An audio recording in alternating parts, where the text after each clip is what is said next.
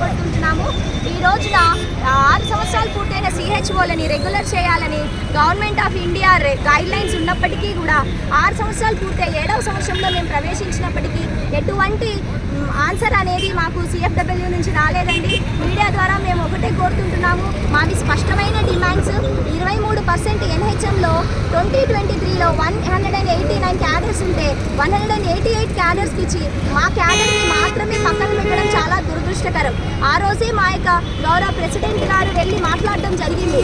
అప్పుడు principal secretary గారు గౌరవనీయులైనటువంటి కృష్ణబాబు గారు మాతో వెబినార్ కండక్ట్ చేసి, అమ్మ మీతో మేము మాట్లాడతాము, మీకు మేము స్పష్టమైన హైక్ ఇస్తామని చెప్పి ఆ ఫైల్ని కూడా మూవ్ చేయాలని అన్నారు. కానీ అది ల్యాప్స్ అయిపోయింది. 2 సంవత్సరాలు మేము చదువుకున్నాం కాబట్టి వాళ్ళ మాటలకి గౌరవం ఇచ్చి ఆగామండి. కానీ ఇంతవరకు మాకు ఆ 23% హైక్ గురించి ఒక్క రెస్పాన్స్ కూడా లేదు. అంతేకాకుండా 2023 నుంచి మాకు ఇవ్వవలసినటువంటి ప్రోత్సాహకారికంగా 15,000 ఇస్తారు. ఆ యొక్క 15 నెలల్లో కూడా కోతలు విధిస్తూ కొంతమందికి 4,000, కొంతమందికి 11,250 రూపాయలు ఈ విధంగా ఇస్తూ వాళ్ళే డిసైడ్ చేసుకొని అసలు ఎందుకు మాకు ఏ మ్యాట్రిక్స్ ఇస్తున్నారో, ఎందుకు డబ్బులు కట్ చేస్తున్నారో కూడా తెలియనటువంటి పరిస్థితిలో CHOలం అందరము మా యొక్క ఆవేదనని ఈరోజు మీడియా ద్వారా గవర్నమెంట్కి తెలియజేయాలనుకుంటున్నాం. మొత్తం స్టేట్ వైడ్ 10,032 మంది CHOs ఉన్నామండి. ఇందులో 80% ఆడవాళ్ళం ఉన్నాము. మేము గవర్నమెంట్ని కోరుతున్నాము, మీడియా ద్వారా గౌరవనీయులైన డిప్యూటీ CM పవన్ కళ్యాణ్ గారిని మేము కోరుతున్నాము, చంద్రబాబు నాయుడు గారు CM గారిని, హెల్త్ మినిస్టర్ సత్యబాబు గారిని మేము కోరుతున్నామండి. Principal secretary sir Veerapandya sir దయచేసి మాకు మీరు న్యాయం చేయాలని కోరుతున్నాం. మేము అన్యాయమైనటువంటి డిమాండ్స్ చేయడం లేదు. మేము అడిగిన ప్రతిసారి బడ్జెట్లు ఎదగడం చాలా చాలా బాధాకరం. ప్రతి సంవత్సరం NHM నుండి మనీ వస్తుందండి, మేము ఆ బడ్జెట్ చూస్తున్నాము. మా మనీ అంతా ఏమవుతుందో మాకు అర్థం కావడం లేదు. దయచేసి మాకు న్యాయం జరిగించండి. ఏ ఎంప్లాయీకైనా, ప్రైవేట్ ఎంప్లాయీకైనా EPF అనేది కట్ అవుతుందండి. మరి మాకైతే 5 సంవత్సరాలు కట్ చేసి పోయిన సంవత్సరం నుండి EPF కూడా కట్ చేయడం లేదు. మమ్మల్ని మీరు కనీసం కార్మికుల్లా కూడా చూడకపోవడం మాకు చాలా బాధాకరం సార్.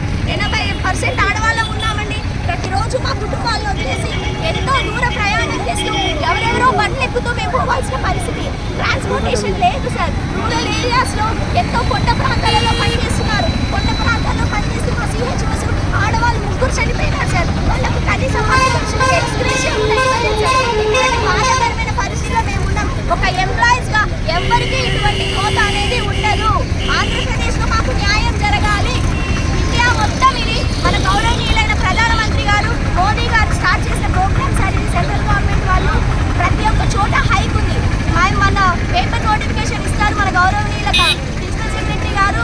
మేము భారతదేశంలోనే అత్యధికంగా 40,000 ఇస్తున్నామండి. మా స్టేట్మెంట్స్ ఇస్తామండి, బ్యాంక్ స్టేట్మెంట్స్ మీరు చెక్ చేసుకోండి సార్. ఏ ఒక్కరికి కూడా 2 సంవత్సరాల నుంచి 40,000 పడిందా? పడలేదు సార్. మాకు 40,000 పడలేదు. మాకు రావడం లేదు సార్. కనీసం 35,000, 32,000 కూడా రావడం లేదు. మేము దయనీయమైన స్థితిలో ఉన్నాము. మా పిల్లల్ని మేము ఎలా పోషించుకోవాలి, కుటుంబాలను ఎలా పోషించుకోవాలి, ఆ యొక్క ఆవేదనతో మేము ఈరోజు రోడ్డు మీదకి రావడం జరిగింది. ప్రతి కడప డిస్ట్రిక్ట్లో 5 రోజుల నుంచి మేము నిర్వధిక సమ్మె చేస్తున్నాం సార్. నిర్వధిక సమ్మె మేము చేస్తున్నప్పటికీ కూడా స్టేట్ వైడ్ మాకు ఎటువంటి రెస్పాన్స్ లేదు. గవర్నమెంట్ మేము కోరేది అదే, మీడియా మిత్రుల ద్వారా దయచేసి మాకు మీరు న్యాయం జరిగించండి. అంతేకాకుండా ఈ మంత్ శాలరీ కూడా హోల్డ్ చేశారు సార్. అది చాలా బాధాకరం సార్. మేము 25 రోజులు పనిచేసాం సార్. పని చేసి మేము ఈ యొక్క నిరసనకు వచ్చాము. ఆ 25 రోజుల డబ్బులు మాకు ఇవ్వండి సార్. మేము ఏ విధంగా బ్రతకాలి?